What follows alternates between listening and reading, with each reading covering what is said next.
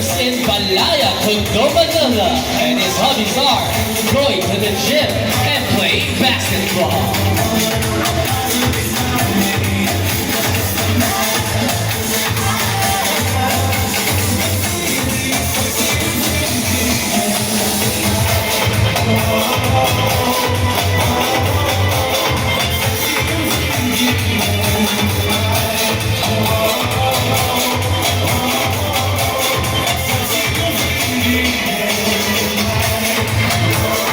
Once again, that was